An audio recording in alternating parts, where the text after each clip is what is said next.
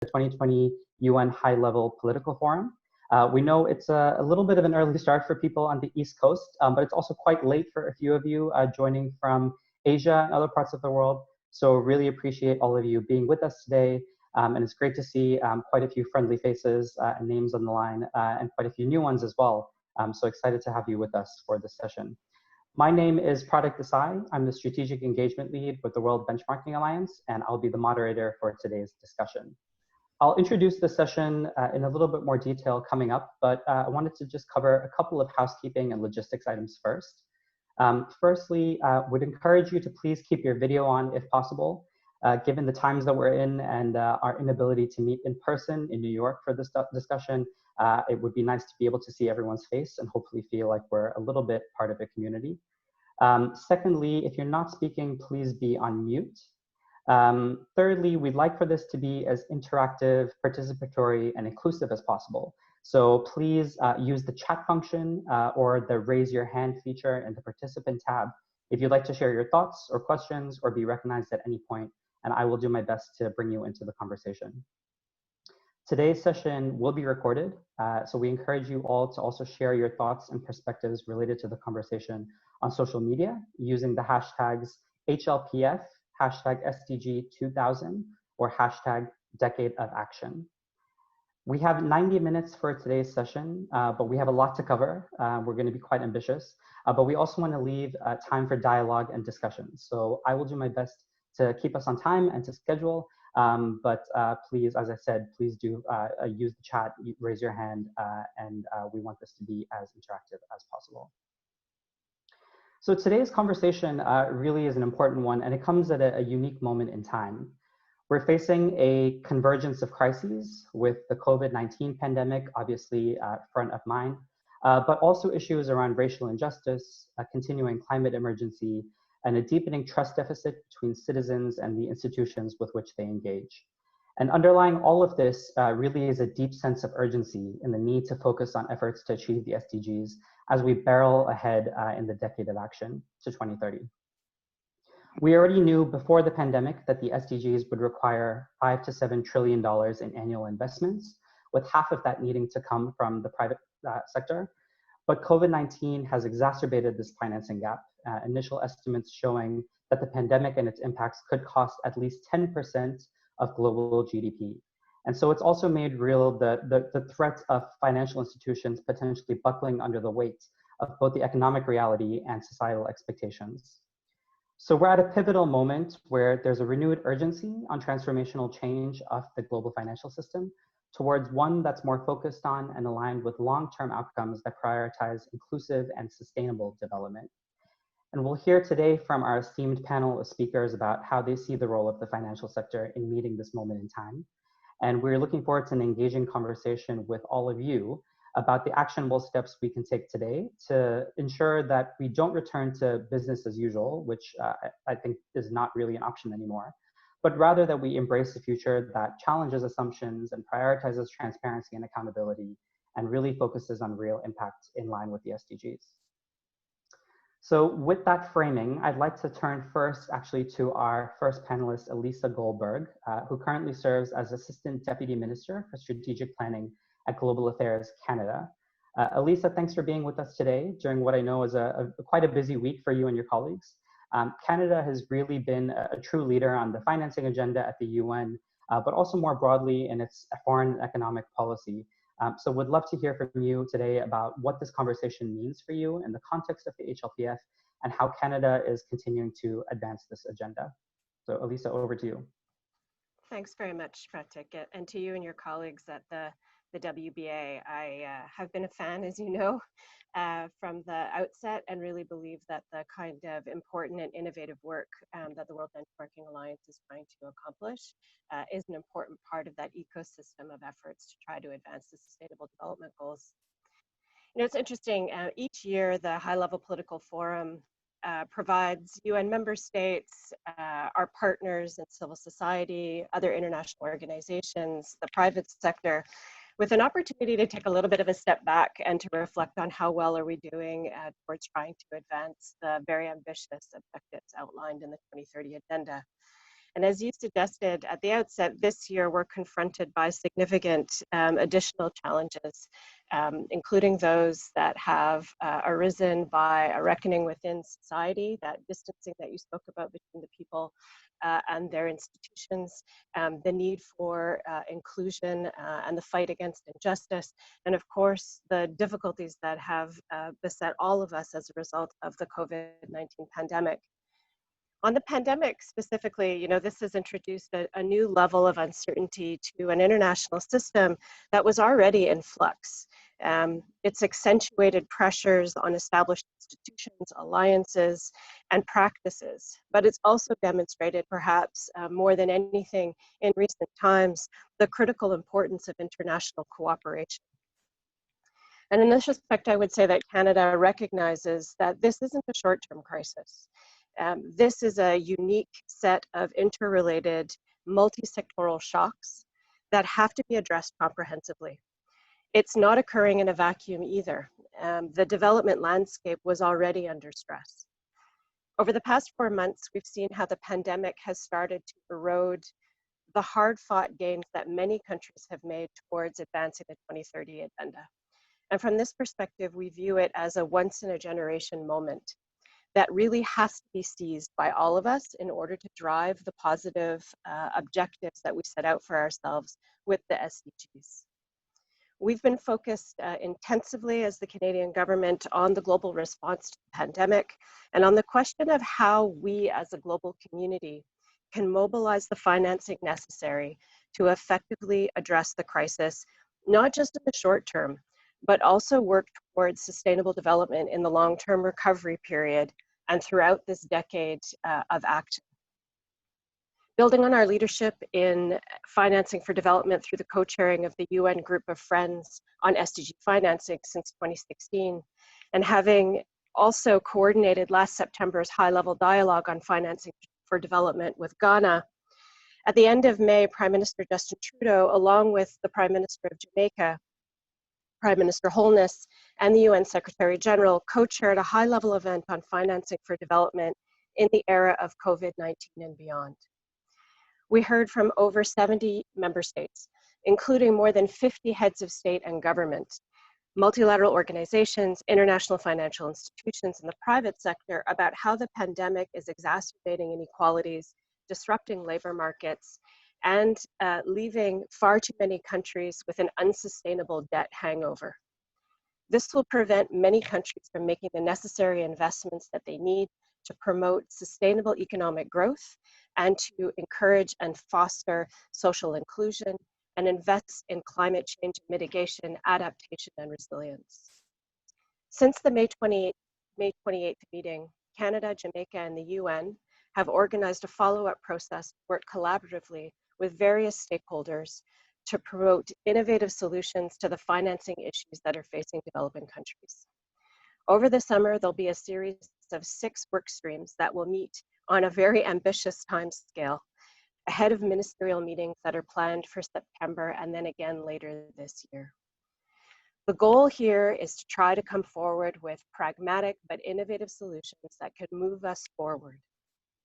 We're witnessing, I think, a really important evolution in the culture of development financing. This is something that we've seen really starting before Addis. We go back to Monterey, but then Addis as the game changer, and then forward to the SDGs, the work that David and the team in New York have done to really try to change the discourse around the SDGs and to try to have a much more sophisticated conversation, not just amongst governments, but engaging that wider private sector community into the work that we're trying to do. I think it's much more widely accepted that the private sector and private capital are important partners in advancing sustainable development. At the same time, private sector partners have themselves developed a clearer understanding of how achieving development impact can also advance their interests. Canadian companies, for example, are adapting to COVID-related challenges in ways that reflect this commitment to responsible business conduct and are consistent with international principles and standards, including the OECD guidelines for multinational enterprises and the United Nations guiding principles on business and human rights. As countries around the world look to rebuild their economies And for all of us to think about how we can build back better, there's enormous potential for the private sector to make a significant contribution to shaping and driving a more sustainable and inclusive economic recovery. And so I think to this end, we're all working to try to stimulate positive partnerships with the private sector, to co-finance and to deepen their links into communities, to develop risk-sharing tools and incentive strategies as part of this overall effort. By embedding the responsible business conduct policies and principles into the very DNA of their operations, Canadian companies and many others in the private sector active abroad can support local communities and economies to adapt and to innovate, particularly in the context of these challenging times. I think while the World Benchmarking Alliance SDG 2000 list currently has 44 Canadian headquartered companies, we see this only as a starting point and an opportunity for not just Canadian companies to set a high bar as it relates to a commitment to a sustainable future, but companies across the world. The ways in which our companies, both at home and abroad, respond to the crisis can help set the stage for a future where governments, civil society, and the private sector can work together to demonstrate a commitment to achieving the Sustainable Development Goals. As economies around the world seek to recover in the wake of the pandemic, a sustainable and inclusive and responsible approach that includes actions to advance gender equality and to address structural inequalities will help us to become more resilient, not just to respond to this crisis, but collectively to be able to address broader crises that we may be confronted with in the future. And I think collectively, those of us that are participating this morning are committed and determined to contribute to these efforts. So Pratik, I look forward to this really important conversation that you have enabled this morning so that we can discuss how we can better align our efforts and better align the interests of both the public and the private sector to advance the Sustainable Development Goals. Thanks very much for inviting me. Great, thank you so much, Elisa, for that really fantastic framing of what sort of is at stake and how we can work together. And great to hear you talk about the need for ambitious but practical solutions that can drive this agenda forward. And we'll be hearing actually later from a representative from the Rwandan government, who I know is working very closely with you and others at the UN to drive forward those 6 work streams. So thanks again for that. Elisa, you spoke a little bit about the role that companies have to play in the context of the SDG 2000 and how they're embracing this agenda at the company level, but also about how the SDG 2000 is a starting point really for engagement. So I'd like to actually then turn over to Emily Goodall, my colleague who's the Financial System Transformation Lead at the World Benchmarking Alliance. Emily, I wonder if you can maybe tell us a little bit about what financial system transformation means for the WBA and how you're planning on holding financial institutions accountable for their actions as part of this broader ecosystem. Thank you, Pratik, and thank you, Elisa, also for your opening comments there. So yes, as Pratik mentioned, I joined the World Benchmarking Alliance earlier this year to develop a financial system transformation benchmark. The important thing to note, I think, building on your comments, Elisa, is that we're developing this with the support of our 150 strong alliance, and that's public, private, and civil society partners, and hoping that many of you on this conversation today will form part of this also as we develop the thinking on the benchmark. We've focused on the financial system because it has such enormous influence on people and planet. Banks, insurance companies, pension funds, sovereign wealth funds, asset managers really provide the essential fuel for our economy. They provide a really critical function in both taking and then leveraging our assets, our savings. That's you and me, that's individuals, that's households, that's businesses who entrust this capital to financial institutions that in turn can fuel more individuals, more households, more businesses, as well as the financial system itself. And in this day, when we talk about the financial system, it's perhaps more of a web than a system, one that's really interwoven with the global economy and its development. So it's really at the heart of the change that's needed both in the short term in response to COVID, as Elisa mentions, and in the longer term. But sadly, that development seems almost as far today from meeting the needs of the present without compromising the ability of future generations to meet their own needs, as it did over 30 years ago when Brundtland first defined sustainable development in that way. There's lots of reasons for this, partly the lack of understanding in the general public and even in specialist functions of how the financial system can influence people and planet can mean it's harder to engage with, whether that's as citizens, as regulators, as companies, as civil society, because it always seems one step removed at least, if not several steps from the real economy. That doesn't mean it's any less influential, but it can make it hard to establish exactly how those financial institutions then influence and what they influence. So they've undoubtedly been huge strides, and we'll hear that from the panel today, in first recognizing and then secondly incorporating environmental and social factors into investment decision making. But what positive change has this led to, and can it lead to really at scale in the real world? And that's the focus of the freely available and publicly accessible benchmark that WBA is developing now. It aims to illustrate the distinct influence of the world's 400 most influential financial institutions. And in developing this, we started by going back to basics on what the core purpose of the system is. It seems that you can distill this, and this builds on lots of good work from many other people, in three functions. As I mentioned, it's there to support individuals, households, businesses, and governments to store and create wealth. Secondly, to move money as efficiently as possible. And thirdly, to protect us from risk by pooling and diversifying those assets. So what could each function look like if it were truly sustainable?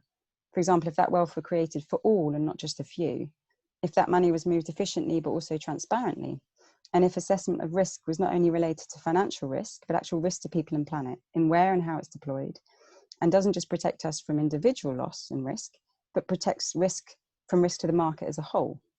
Now, we believe that the 400 most influential companies globally that we have published now, if you go to SDG 2000 on our website, we're going to be benchmarking these institutions by 2023. And we think they're uniquely positioned to really drive positive change in each of those three functions. Now, that happens in lots of different ways. The impact they have is different to how a company has impact.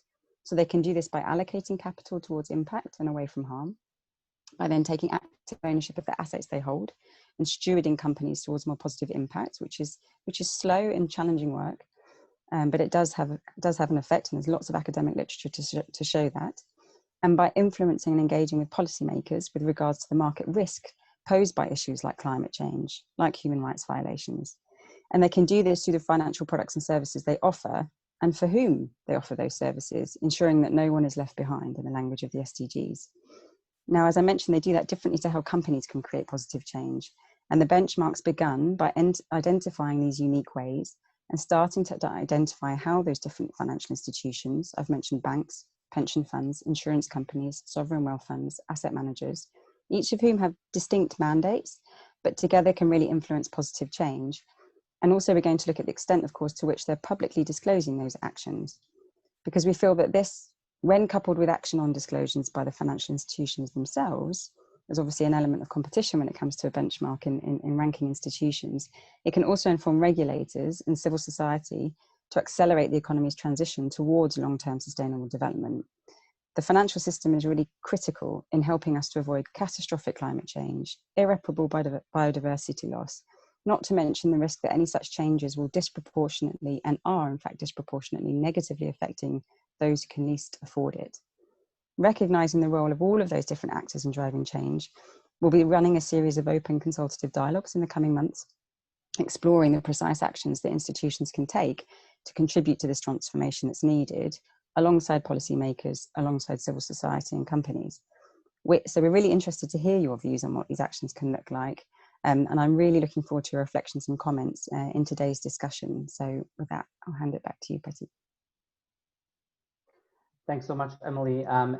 You mentioned the consultation, but we'll have a little bit of time as well later in this discussion to start digging maybe at a very high level into sort of what this could look like for a specific benchmark focus on the financial sector.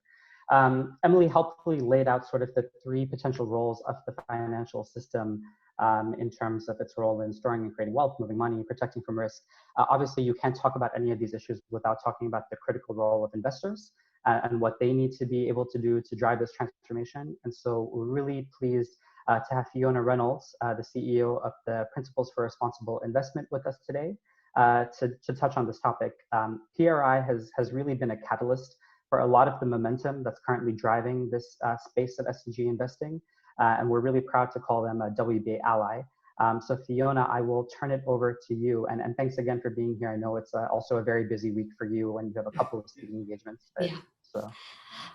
No problem. Thanks, Patrice, and thanks for the opportunity to speak with everybody. I hope everyone is really safe and well in these difficult, still ongoing difficult times.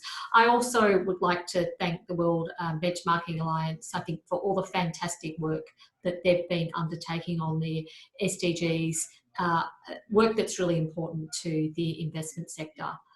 So as you already mentioned in your opening remarks, Patrice, you know, today's meeting does come at a really important time as we look to the recovery from COVID-19. What's pleasing is that there does seem to be growing consensus amongst both the public and the private sector that we need to build back better, and that in moving forward from the crisis, that we must take the opportunity to create, you know, a more green, inclusive and sustainable future. And so I think that it's really in this context that the Sustainable Development Goals have really never been so important. I always like to say and think of the SDGs as the world's business plan. So to address the recovery, we don't need a new plan. We don't need people developing new plans. We need them to implement and fund the one that we already have. And this will really assist us with addressing the urgent issues that have really been further highlighted by COVID-19. So we've seen that COVID-19 has exacerbated in some ways, but brought to the fore and brought to more people's attention issues around inequality, around labour rights, environmental issues, health and social inclusion. And I think that the world is finally beginning to understand that really that healthy people and a healthy planet are preconditions to having a healthy economy. You can't have one without the other. I was also really fortunate to be at the UN in New York for the launch of the Sustainable Development Goals, but you know, nearly 5 years on, time's running out to achieve them. And the UN Secretary General said recently that overall we're seriously off track. Hunger is rising, half the world's people lack basic education and essential healthcare. Women face discrimination and disadvantage everywhere. And he also went on to say that one of the reasons for the faltering progress was the lack of funding. And it was already mentioned that UNCTAD has estimated that funding is required of between 5 to 7 trillion per year. That's just from the private sector. And that's for the whole, that's every year for 15 years. We all know that governments alone are not going to be able to fund the SDGs, nor are they going to be able to fund alone the COVID-19 response. I think that what's more, COVID-19 has highlighted and in many cases exacerbated systemic issues which the goals have really sought to address. And against the backdrop of this urgency, though, and people have already mentioned it, there really does come an opportunity to us. And with some $10 to $20 trillion of stimulus packages being rolled out, I think for me, the role of investors is really clear. The levers for impact of the financial sector are really significant, and having clarity on where and how they can affect change is really critical. But in fact, much of the investors' impact or leverage happens through others. So Emily already mentioned this. So firstly, through capital allocation. So we obviously finance companies and we finance projects whose actions have a direct impact on the real world. And as investors, we can make decisions about how to allocate that capital. Who do we allocate it to? Under what conditions do we do it? Of course, Emily also mentioned stewardship with companies that investees have. They can have it on their own, they can have it collectively with others. Investors have leverage, but they need to step up and use it. And of course, finally, as was also mentioned, through engagement with policymakers and stakeholders, we can really help to shape regulation and structures far more in a positive way. We need to make sure that companies in countries around the world, regulators, etc., hear from us in a way to put policy forward in a positive way, not just to be the lobbying force that doesn't want things to happen, as been the case in many instances in issues like climate change from some sectors of the finance community. We already see that investors are using those key levers to help meet the SDGs, put my teeth back in, both through the actions they take individually and also that they take collectively. But in order to realise the full potential of investor impact, though, we need to really reframe the way that we talk about our leverage and interaction with the SDGs, so that we focus not just on the risk and return, but more widely about the impact on people and planet. And many investors really, when they think about ESG risk, it's about how those ESG risks impact my portfolio. But now what we're starting to see is that many more investors are starting to think about the impact that their investments have on the real world. So they're adding in a third dimension, and they're thinking risk, return, impact. So at PRI, we believe investors' leverage enables them to really shape outcomes in the real world, both in terms of increasing positive outcomes, but also importantly in decreasing negative ones. So to help investors that are seeking to shape outcomes in line with the SDGs, we've recently launched our Investing with SDG Outcome Reports. And it's got a 5-step framework within it. Just to very quickly go through the steps. The first step is obviously identifying outcomes. So investors individually then identify and understand the unintended outcomes of their current investment activities, because we all have them. The second step is then, once you've identified them, is to set policies and targets to shape outcomes in line with the SDGs. And then the third step is for investors to shape outcomes and to seek to increase positive outcomes, decrease the negative outcomes. And importantly, because you've set policies and established targets, measure the progress towards those targets. And then moving on from there, it's about how we shape the financial system that we work with. And this is where we see it's more collective action rather than individual action that's required. And finally, of course, again, a collective action is around working with global stakeholders to collaborate to achieve outcomes in line with the SDGs, because investors alone cannot solve the problems of the world. But they can certainly work with others and broader stakeholders, including business and government, academia, NGOs and civil society and the media, to globally all come together to achieve these SDGs. I think it's also really important from the investment community that we're very transparent about our actions, and we need others to be transparent as well, particularly business. From our side, from the investor side, everyone who's a PRI signatory has to report on an annual basis against their responsible investment activities. And we've just revised our annual reporting framework. And the new framework comes into force from January 2021. And it'll include an initial set of questions on outcomes. And that's important because a lot of what the reporting framework has done in the past has been about process. What's the process that you've got in place to do things? And process, of course, is important, but on its own, it doesn't change everything. You need to also be measuring and looking at the outcomes.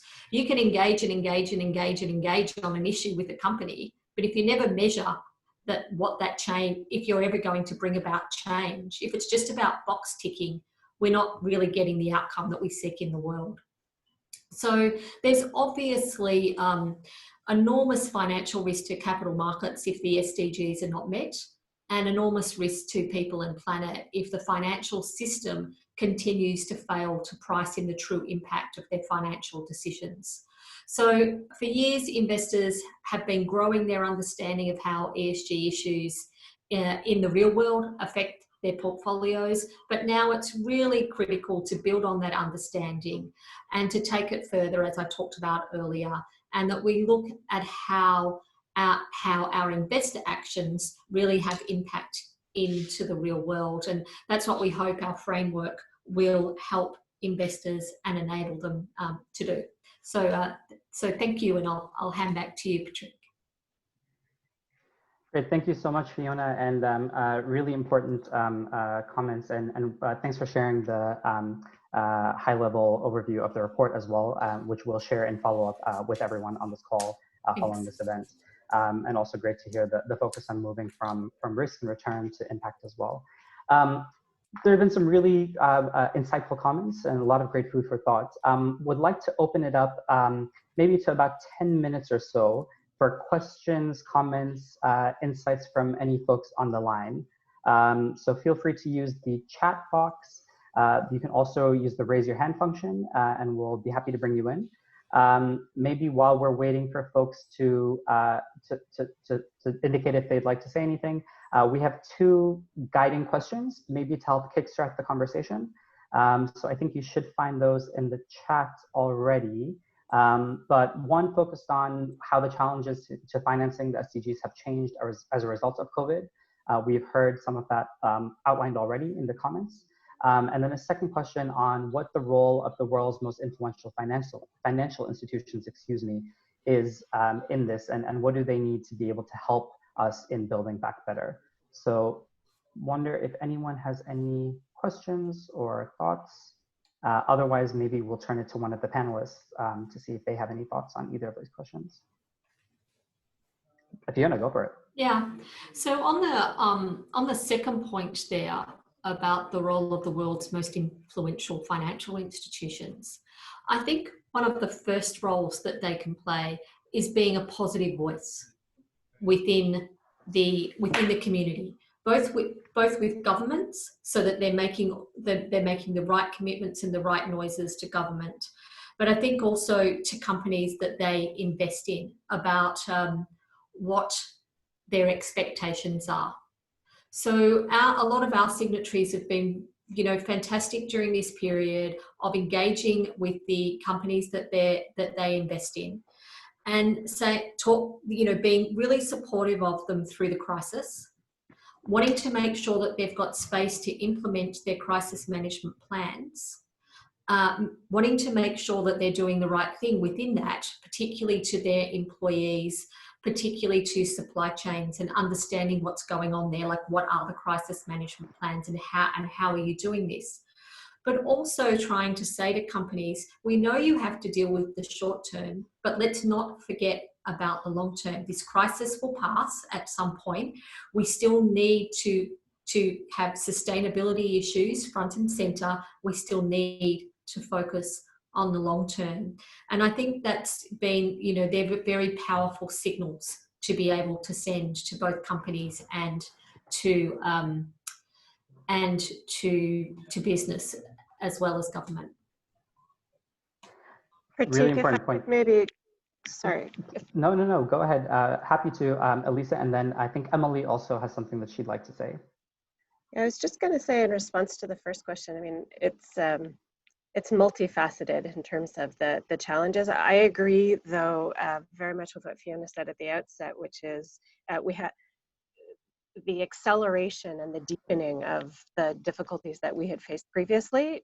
We're now seeing that in this context as well. But there are three things that I would flag that are perhaps even more complicated now. One is foreign direct investment, and that we saw kind of capital flight, particularly from least developing countries prior to, I mean, it started with the oil shock, but has exacerbated in the context of the last few months of the pandemic. So that's a challenge that countries are facing. What will this mean in terms of domestic resource mobilization is also a question that we need to ask ourselves. So yes, there's all the things that we're trying to do to mobilize additional private capital and private investment, and the things that Fiona has rightly highlighted, but there are these other factors that are impacted by the pandemic that will impact on government's abilities to deliver the services outlined in the SDGs. And then the third that I would keep a very close eye on is, what does this mean for the access to capital for individuals who already had difficulties accessing capital. So I'm thinking women-owned businesses, for instance, the pandemic and the difficulties that it creates for people who, because of a whole variety of reasons, there's the risk of even greater disenfranchisement, childcare questions and unpaid childcare, the ability of women to be within the workforce. I mean, these are all additional challenges related to financing the SDGs that are different from the bigger picture ones that we discuss usually in this fora about attracting private capital investment, but I think they're nonetheless important to highlight. Yeah, really. Can I just add to that, Patrick? I think one of the, just adding to the important issues that Elisa talked about, I think the other issue that we've been trying to have quite a lot of focus on within companies, because talking about developing countries is very much about supply chains. So that when we're talking about human capital issues in particular, that we aren't just talking about your immediate workforce, that we're also talking about what's happening down in your supply chain and what are those companies doing and how are they honouring the contracts that they have in place, because in many cases they aren't. In some cases they are. And we know that that just impacts workers in developed countries, many who obviously live day to day, and do not have the same, in many cases, the same sort of resources that we have, do not have government furlough schemes and government healthcare systems that operate in the same way. So I think, that's another important role that the private sector has to play, that companies have to play. And because continuing on that theme of what Elisa was talking about, that one of the other concerns is that we already have, the worst incidents in the world of modern slavery and human trafficking. And traffickers prey on the vulnerable. And if we make people in developing countries more vulnerable to pay for us first, an us first mentality and bugger everybody else, then we are just going to see an increase in human suffering and an increase in trafficking around the world, and that's not going to do us any good. We don't need to fund this, this pandemic and this recovery response of the suffering of other people, and we don't need to do it in the way that was done, particularly in this country. I live in the UK, after the global financial crisis, which was by austerity measures that meant that it was those people most vulnerable in the community who suffered the most. We've got to do it a different way this time. Yeah, really important points, both Elisa and Fiona. Emily, you had something that you wanted to come in on. I suppose, yes, just practically, I think to build as well on the comments of Elisa and Fiona, I couldn't agree more.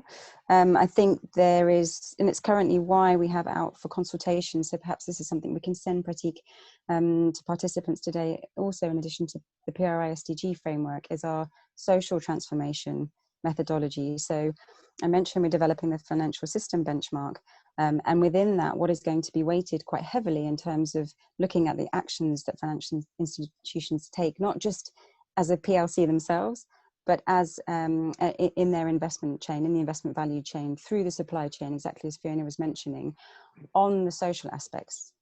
Because we believe that if any transition is to be just, then front and center of that needs to come how institutions are recognizing people, looking at human rights risks, looking at access to remedy, looking at discrimination, looking at the consideration of gender in those decisions, to Lisa's point around the current sort of childcare challenge, and way beyond that many women are facing globally.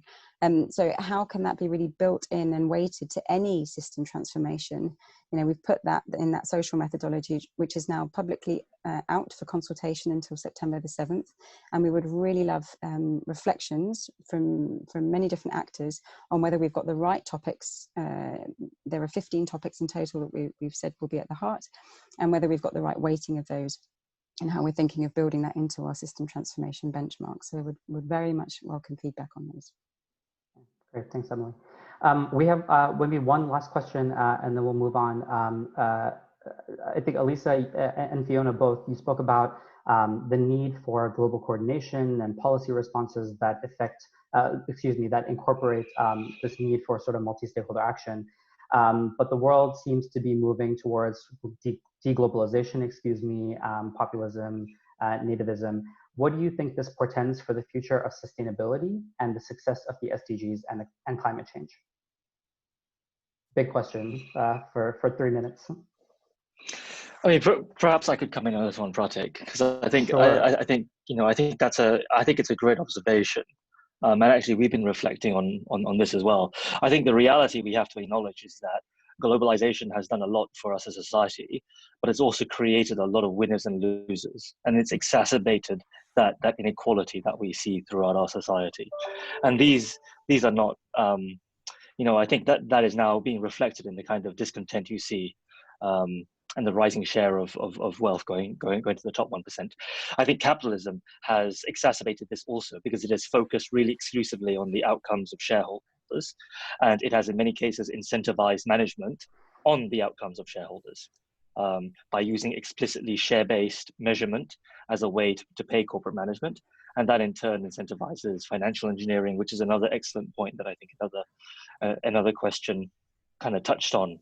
I think, to use one popular commentator's example, what we've been focused on really is on how we've split the pie, and specifically how shareholders have been managed, and specifically the size of the pie that goes to shareholders, rather than on thinking about how we grow the pie in totality.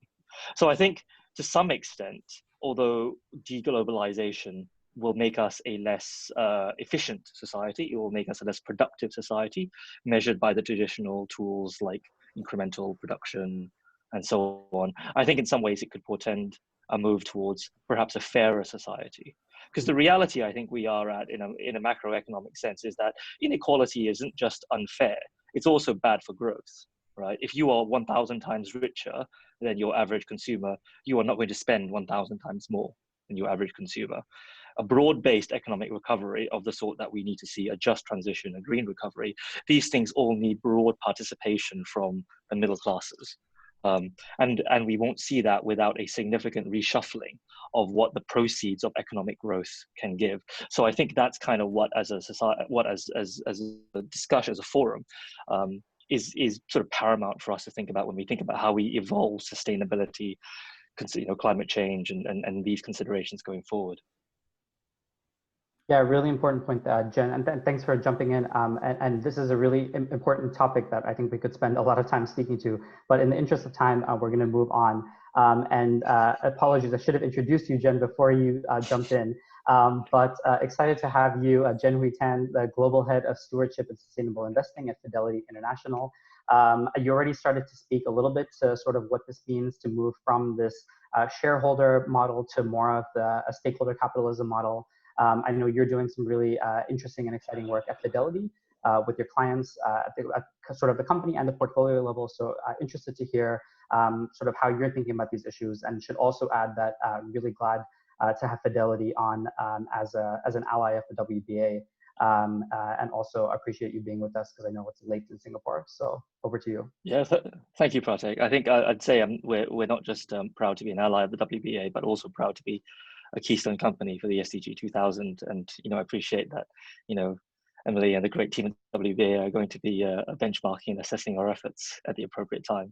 And I think we look forward to a productive partnership.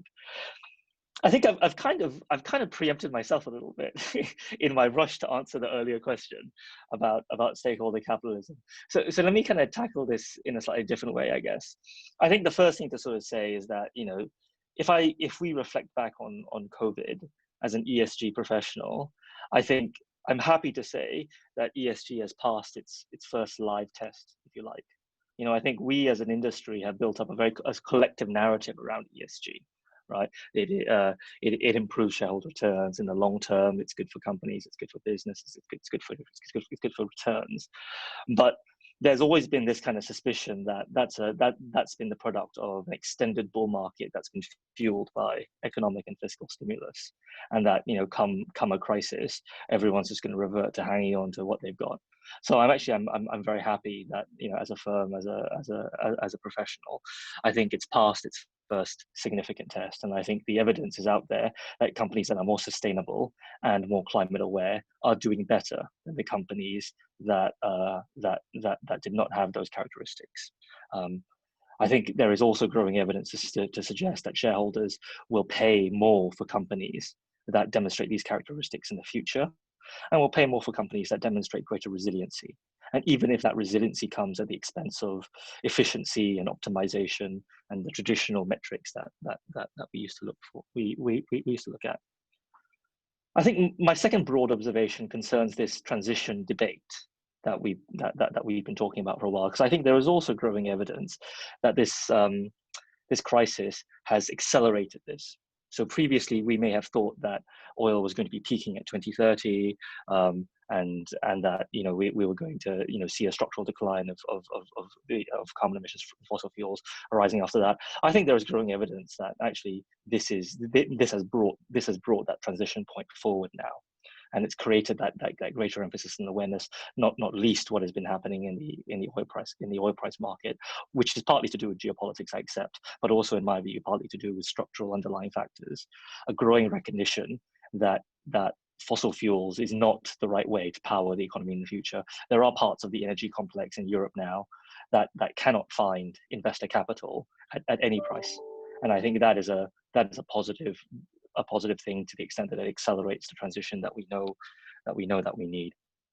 If I look at the financial markets as well, I think this crisis has been very positive in terms of accelerating the use of some of the tools that investors have: sustainability bonds, green bonds, COVID recovery bonds, kind of what have you. I think you've seen a resurgence of that.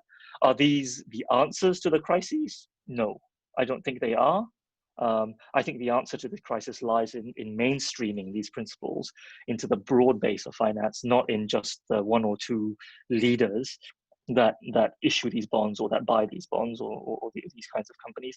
But equally, I think I'm encouraged by its sort of positive use, and its growing use and in financial markets.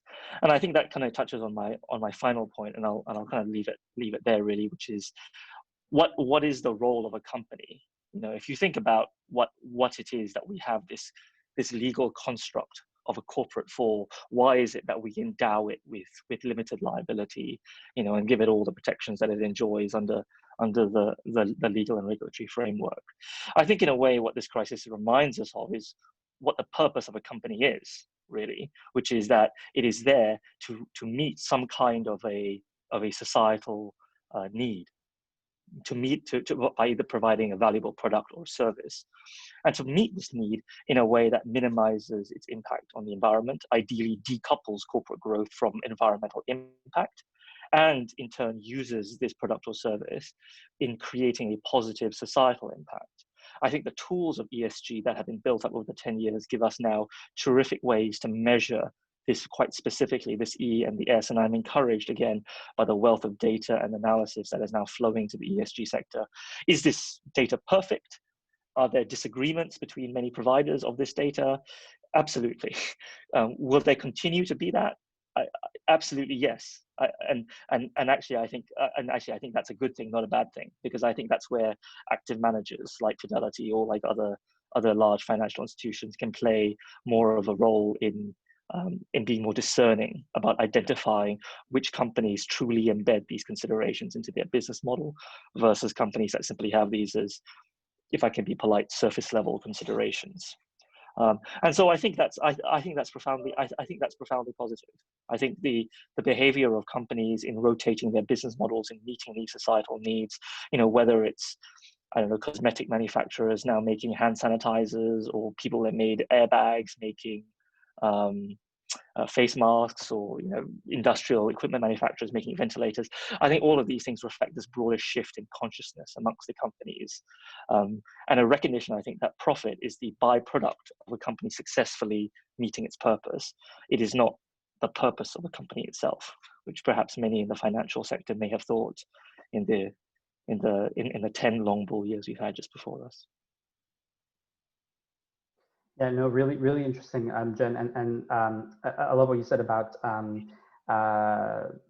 refocusing the conversation on purpose and thinking about how we actually mainstream that into the system versus thinking about a couple of individual actors. It also sort of reminds us about the need to pull up to a little bit of a macro level as well when we talk about some of these issues. and outlining the urgency of action. And we've heard a reference a couple of times in the conversation already today, indirectly or directly, to sort of this tipping point that we're at, and the need to rethink the way we approach engagement on these issues.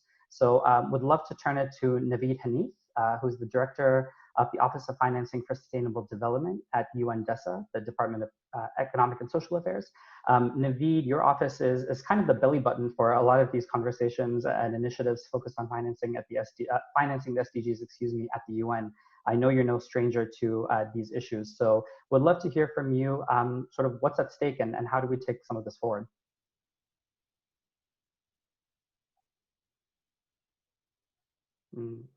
Naveed, you might be on mute. Thank you, Pratik, and thank you for inviting me to this conversation. And I must say the framing so far has been very well structured, and I like the way every speaker has brought the key points forward. I liked your opening comment. It's not only the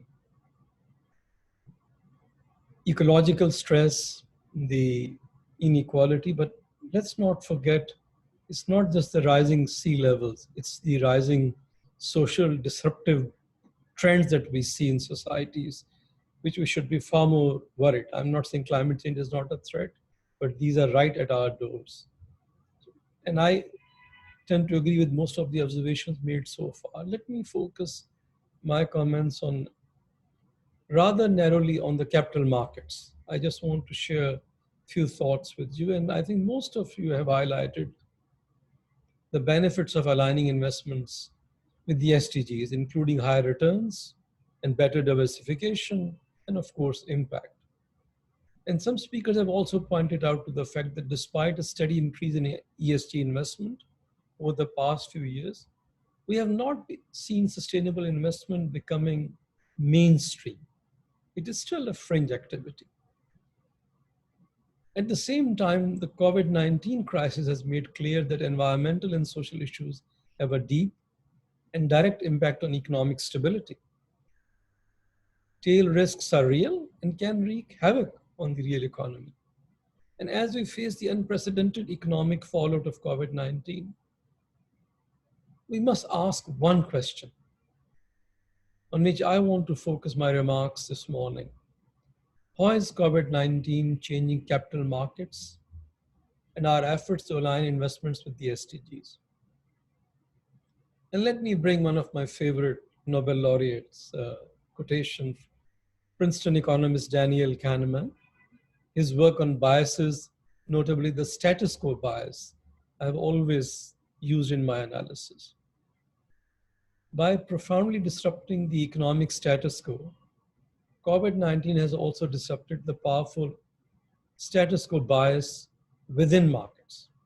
It may give markets the nudge to break with pre-COVID investment habits and align capital markets with the SDGs. You know, people are saying after COVID, before COVID, and that's how we should look at capital markets, ACBC. We can already see a few positive signs of this trend in investor sentiment. A recent JP Morgan survey showed more than 2/3 of investors agreed that COVID-19 has increased actions among investors to tackle risks, especially the one on climate change. Trends in market tell the same story. Investments in SDGs are booming since the start of the year, with the fixed income ESG market expected to be up 36% by year end. But all of us know trends are not enough. We need to see a transformation that sets capital markets on a new trajectory. To achieve this, we must actively shape this transformation. And I want to share with you 3 concrete steps to build on the heightened urgency and nudge capital markets in the right direction. First, capital markets must direct more funds to companies and projects aligned with the SDGs. Companies which believe purpose comes before profits. This requires that investors should make informed investment decisions with comparable data and metrics. And to achieve this objective, we need to make sustainability reporting mandatory. It should not be voluntary activity anymore. Investors are demanding more clarity, and policy must follow suit.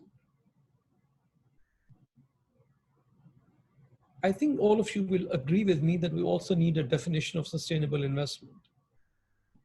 The UN Global Investors for Sustainable Development Alliance, comprising 30 leading companies from all over the world, dealing with almost $16 trillion, they have developed a definition of what constitutes sustainable development investing. And we think that could serve as an effective norm for the market. It's not foolproof or be and all. It is something that can be a starting point. I can believe it can be a powerful step towards a new status quo. Second, we need to establish clear standards to identify economic activities and companies that are aligned with the SDGs. And I find the European Union taxonomy is a significant step in that direction. But taxonomies should go beyond climate change to cover all the SDGs and be harmonized globally. Green taxonomies are good, but we need to go beyond green. And that's where, Pratik, you framed the social upheaval argument. This will help investors steer financing activities aligned with the SDGs. My third point, we need to move beyond the status quo bias in investment instruments and foster innovation to use existing and develop new instruments and asset classes for sustainable investment. And please do not misunderstand my remark on investment on asset class. I do not want a separate asset class for investment in sustainable development. It should cut across all asset classes. What I'm saying, be creative and innovative in ensuring that asset classes embrace sustainable investment as a mainstream objective. We have seen the emergence of covered bonds and other instruments geared to channel investment in the COVID recovery. But this also includes potentially path-breaking innovations like new sustainability and liquidity facilities. And you must have seen a new repo facility for Africa proposal that Economic Commission for Africa is advocating. And I think it could entice investors to enter new markets, reduce borrowing costs, and go where the risks are perceived to be very high. Our status quo bias must not stop us from turning bold ideas into reality. Being in uncharted territory, it is up to cast the way forward. Let me finish on a quote by Daniel. All of us would be better investors if we just made fewer decisions. Indeed, I believe we must make one fundamental decision to follow through on our commitment on transforming our capital markets. And the 3 steps I just highlighted will take us some way down that road. And I would like to invite you and all the participants to engage with us, with the United Nations, to collectively advance this agenda. This includes leveraging our intergovernmental platform, HLPF is one of them, to accelerate regulatory changes for financial sector transformation. I also invite you all to operationalize the SDI definition developed by GIST members. The benchmarks developed by World Benchmarking Alliance could be very useful to this end. To nudge capital markets into the right direction and the future we want, we must join forces. And as we see the old status quo in capital markets coming to an end, we must act together to build a new status quo aligned with the SDGs. Thank you. Thank you, Naveed, and thank you for outlining those 3 really helpful steps and really practical steps. I think what we can also definitely share the GIST definition with the participants following this call as a follow-up, but also really appreciate what you said about the need to move from trends to transformations, which I think sums it up really well. Would love to move now to our final panelist. Very pleased to have Thierry Kalisa with us, the Senior Economist and Head of the Macroeconomic Policy Division within the Rwanda Ministry of Finance and Economic Planning. Thierry, thank you for being here with us today.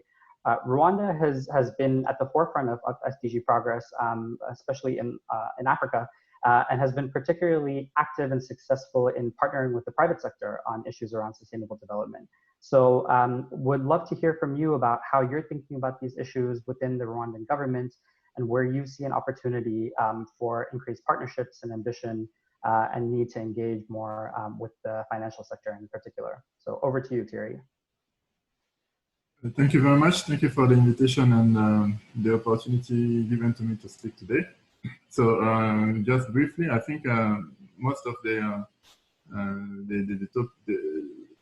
different areas of the topic have been already discussed, but just some introduction, because on our side we are monitoring more or less, we are on a daily basis the impact of the COVID-19 pandemic on our economy, and it is affecting our economy seriously, and it's affecting actually all economies. There is what is interesting in this discussion is that despite the economic aspect, it will have certainly an impact on the achievement of SDGs, especially in developing countries. One particular thing I've seen recently is that the projections, for example, in terms of the real per capita GDP growth of the sub-Saharan Africa is down, is minus 5.4%, according to the IMF in 2020. This is equivalent to about 10 years of loss in progress in this sub-Saharan Africa. So there is a severe impact on achievement of most SDGs. We can cite them, but most of them. So the question is how to recover.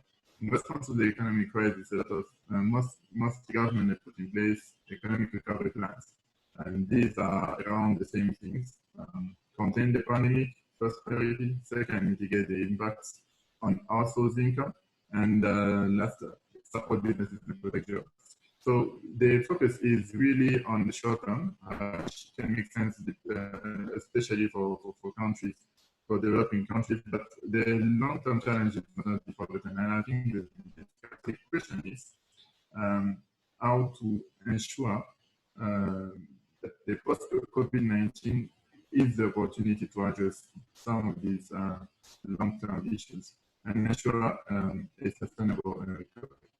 So we're talking about building back better, but in this context, what is the government of Rwanda doing in terms of protection of the land? There are a lot of things that are being done. The government has, in its national strategy for transformation between 2017-2024, which is also the 10-year development plan, a domestication of the SDGs.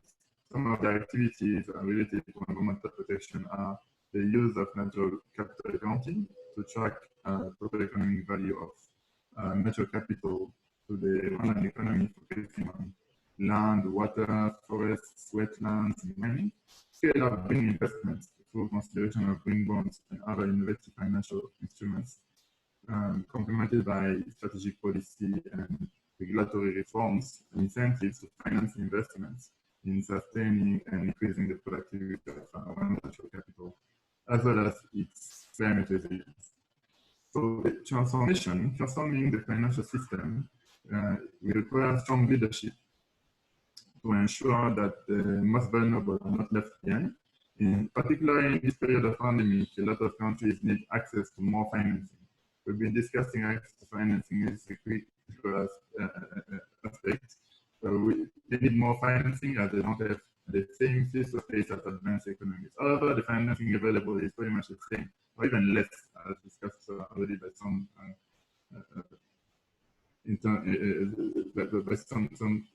colleagues before. So for developing countries, the needs are not in phase with the financing available. Transforming the financial system is essential by scaling up sustainable infrastructure finance.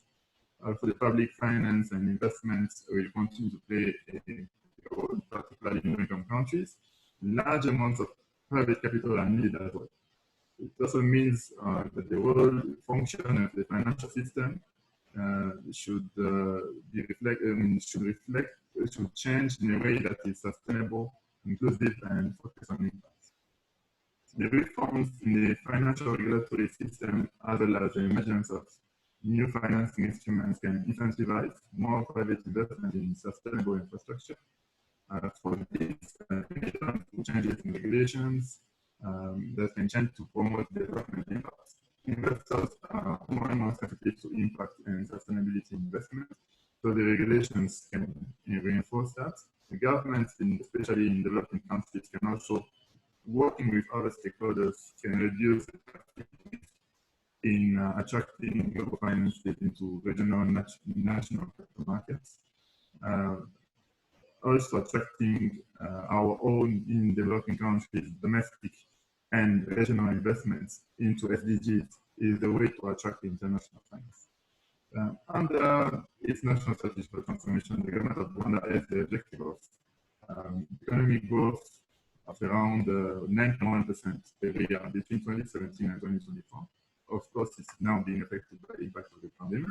But to achieve this, a study we've done shows that we need to mobilize around 39 billion. This is with a 59% of this amount coming from public resources, at 41% coming from private resources. The private sector will be key for the future growth of Rwanda and other developing countries. Another point I'm going to make is also regarding the civil society. Civil societies are also important players in the achievement of SDGs, especially in developing countries. But one thing that can be improved is how to align the coordination, better coordinate the efforts of civil societies towards achievement of SDGs and what the governments are doing and are planning in the context of SDG domestication. So to conclude, it's third order, but one that is unavoidable if we have to achieve SDGs by 2020, with only 10 years left and the risk of stalling or backsliding on progress. The time for action is now. Thank you for your attention. Great, thank you so much, Thierry. And apologies, I'm just hearing from a colleague that maybe your connection was a little bit rough for a few people. So I'm not sure if everyone got everything, but maybe we can follow up with a written transcript of your remarks with all the participants after the call. But I think some really important points that you raised, including on the need for leadership. So really excited to also see, as we discussed earlier, Rwanda playing a role in helping to co-lead one of the work streams that's coming out of the high-level meeting on financing that took place recently at the UN, and we'll be eager to follow how that develops. So would like to move now to our second set of discussion questions. I think there have been some really, really interesting and rich insights that have come up. We'll once again open it up to any comments or questions or insights that people might have. But we posted in the chat 2 potential guiding questions to help stimulate the conversation. A little bit focused more on now moving more practically forward what WBA can do in terms of working with the UN, government, business, civil society to sustain momentum and drive action on this agenda. And then secondly, what would the success of a benchmark focused on the financial system actually look like? So again, happy for anyone to jump in and discuss those 2 questions in particular, or if you have any other thoughts. But maybe I can turn it first to Jen, if you wouldn't mind jumping in. You know, Fidelity is going to be one of the companies that is assessed as part of this benchmark. So what would be useful for you in terms of the benchmark focused on your performance, and how would you find that useful in engaging with your clients and other stakeholders? So I guess, you know, let me start with, I think I would like to see 2 things from the benchmarks, I guess. One is specificity and the other is measurability. So I think it's very easy for forums like this to talk in high-level concepts about the need to finance SDGs and decades of transformation, and I agree with all of that. I think it's hard to disagree, but I think the sort of test comes from when the rubber meets the road, as that expression goes. You know, what do we actually mean by this? You know, we know about the funding gap for the SDG. It's been there for a long time. You know, I hope that COVID changes the urgency around that. But, you know, honestly, I think we've had this conversation or versions of this conversation before in the past, right? So I think we should be honest about that. You know, I think a financial, you know, a true benchmark is going to provide very clear parameters around what it is that financial institutions are expected to do and what success looks like. If we were to achieve that. So in that sense, I think we need to be very, what's a nice way to say this? I think the industry is very good at talking about ESG in terms of process, right? We integrate ESG considerations, or, you know, we consider it's when it's risk, when it's investment, when it's effects investment risk, investment material. Again, very worthy, very necessary. I think, you know, as Fiona said before she left, we need to take this discussion now from being about process, now being about outcomes. How can we actually affect positive outcomes that can be measured in terms of the SDG goals that we want to achieve? And that, to me, I think, is the fantastic work that the WBA is leading. And that, I think, is why it has the potential to be so transformative. Pratik, could I come in at this stage? Please, Naveed. To your first question. First of all, I really see, you remember the days of corporate responsibility? It's passé now. ESG will be passé very soon. If we won't move on to the SDGs, ESG is not going to capture the realities of our societies. It's not only growing the pie, it's also sharing the pie. I agree that we have to do three things. And I always describe the GIST's work is the pie big enough? Sustainable investing is not big enough yet. Grow the size of the pie. Then move the money. Take the pie where it is needed, where people are starving for this nutritious investment. Third, is it nutritious? Measure the impact. And this is a question I want to share with all of you. When the Secretary General was launching the Alliance last October, my discussion with the CEOs was, look, how can the Secretary General in 2 years' time stand up and say with credibility and great degree of comfort and confidence that, look, these ladies and gentlemen came together and they moved, let's assume $1 trillion to sustainable investing, if there's no definition?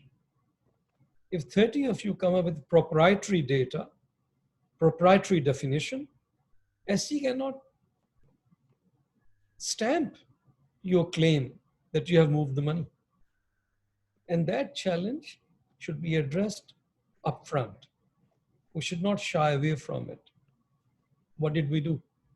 At least the 30 CEOs have managed to agree in 6 months' time to a working definition. WBA, you had asked in your first question, what can you do with the UN?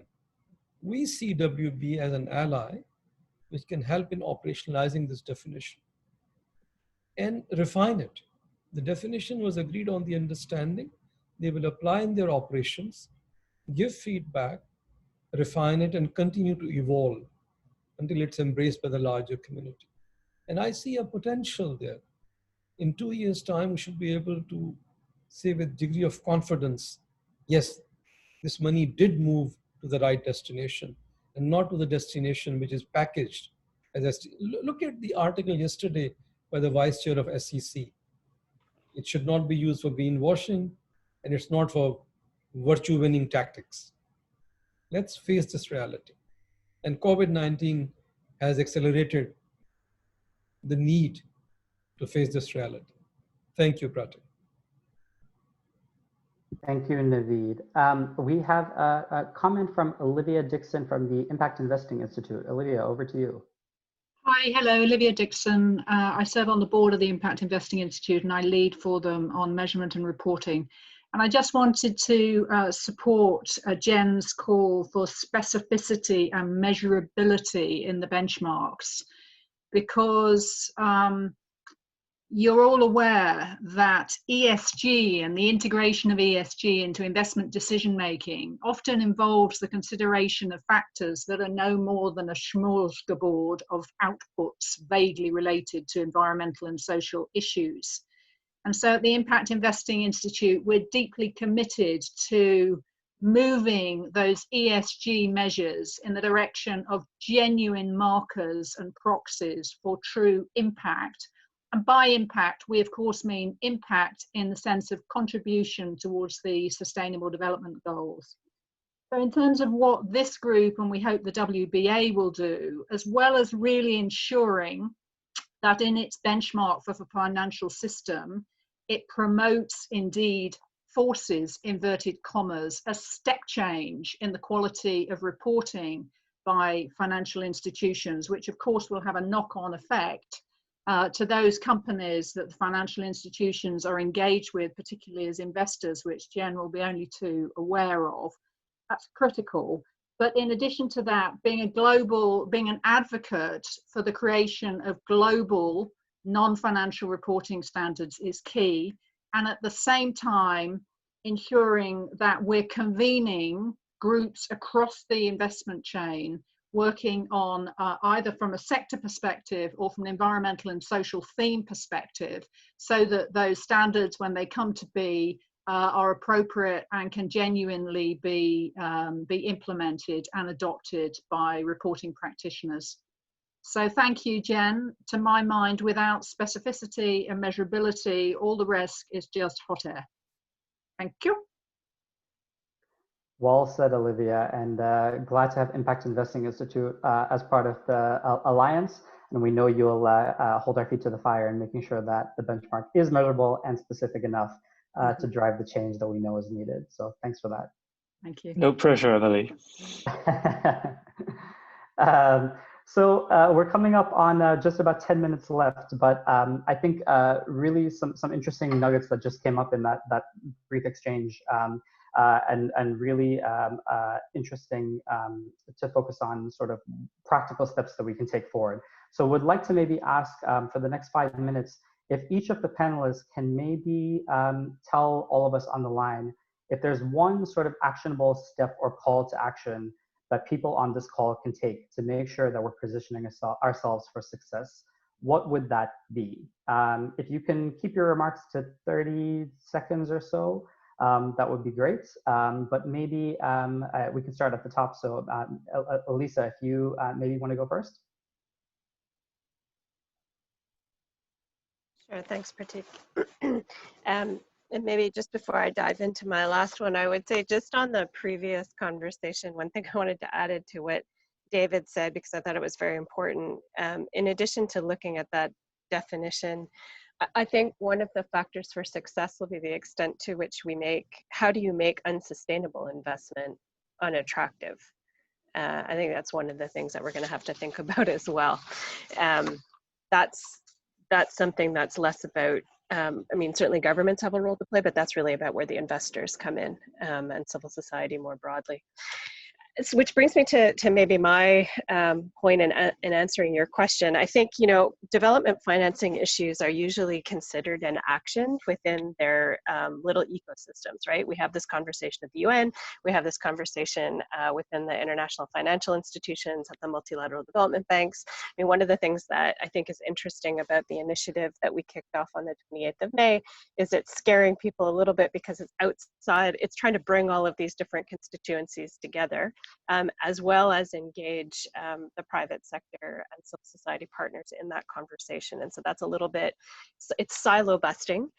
And I think that would be my message as we think about where we go from here, is how can those of us that are working on these issues and care about these issues, how can we work outside of our normal networks to try to bring these collaborations together for practical effect?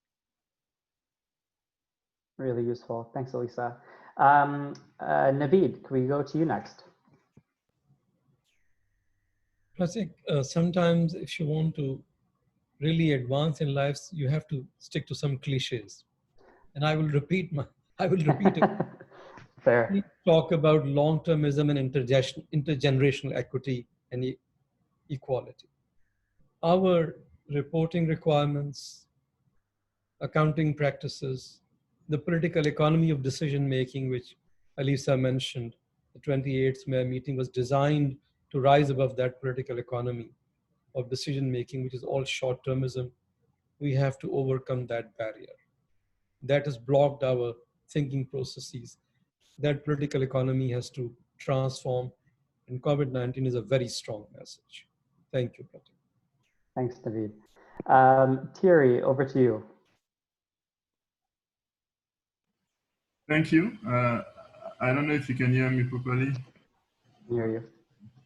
It's, might have some issues with my mic. So I'm not going to add too much. Just one thing related to the private sector financing, especially in developing economies. I would think that we need to continue developing new instruments with incentives, with a focus on sustainability and SDGs achievements to allow the private sector to also consider these thematics, because for the private sector, as pointed out earlier, this is relatively more costly to invest in these areas. So that's the only thing I wanted to add. Thanks. Great, thanks, Thierry. Jen, we'll end with you, and then we'll turn it over to Emily to do some final wrap up and outline some next steps.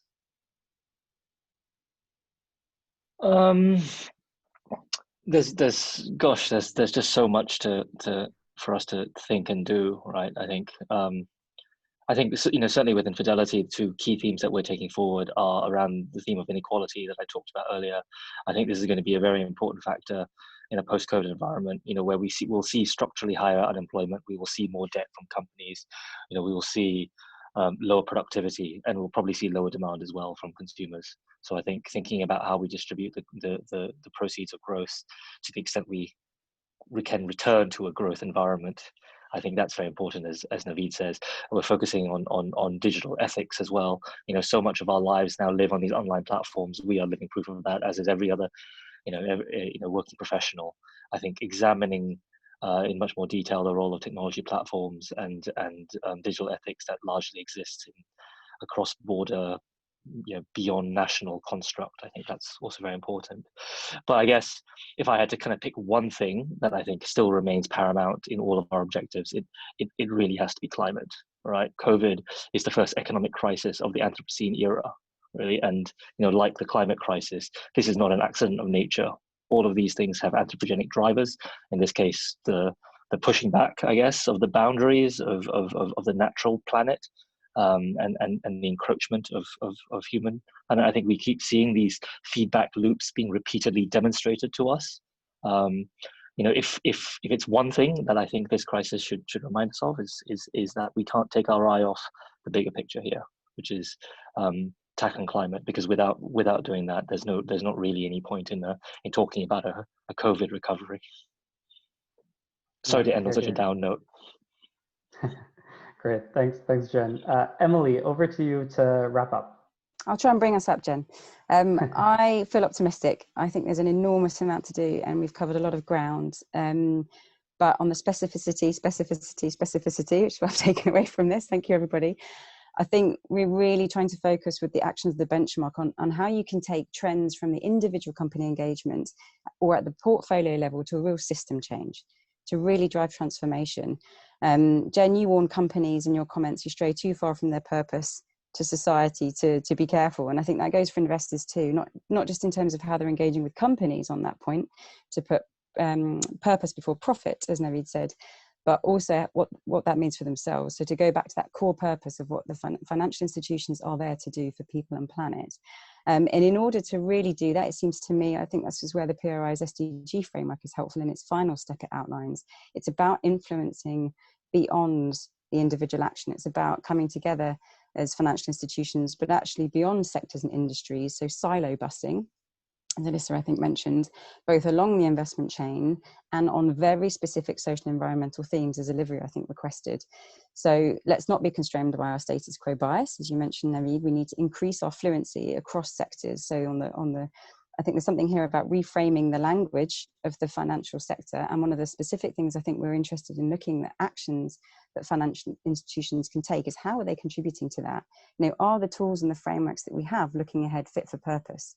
The tools of modern portfolio theory do not bring in the real economy considerations, such as you mentioned, Jen, on climate change. So what actions can financial institutions take to actually change the rules of the game? I think that's what we're talking about, not working within the rules of the game to drive incremental change. And I think there we can't, you know, the financial system doesn't operate in a vacuum, of course it doesn't. So policy has to follow suit, and not forget the sort of back to basics on what the system's there to do. So thank you, Cherry, for your comments, seeing how the government of Rwanda is doing this to ensure that the most vulnerable are not left behind, because we brought in an important function reminder that the system's there to provide access, basic access to financial savings, loans, insurance for businesses and households, and no recovery or transformation can happen without that. So that's going to be another one of the areas we look at in terms of the influence of financial institutions on that real economy and very direct products and services offered. And so we will be, we do have a more detailed framework that we are going to be sharing as pre-reading to a series of roundtables coming up this autumn. They will be focused on Sub-Saharan Africa, South Asia, Southeast Asia, Europe, North America. We invite you therefore to join in on those, and we'll publish more information about that because we're very keen that we bring wider voices. But I please ask you, and any of you who come to those, to bring very specific ideas on the very direct actions investors can take in order to drive this transformation. So thank you, everybody. Great, thank you, Emily, and thanks for wrapping it up so beautifully. Thank you to all of our panelists for sharing your time and your expertise with us. Thank you to all of you participants for joining us and contributing to this conversation about how we take this work forward practically. I think it's been a really enlightening conversation, a lot to do, but I share Emily's sense of optimism about what's possible. I'll leave you with one final quote that just came to mind from Abraham Lincoln, who said, "The best way to predict your future is to create it." So I think we have our marching orders, and very much looking forward to working with all of you to help collectively create the transformation that we need for the future that we want. So with that, I will leave you. Thank you again for joining us, and goodbye. Thank you so much, Pratik. All the best. Thank you. Bye-bye. Thank you, everybody. Bye-bye. Thank you.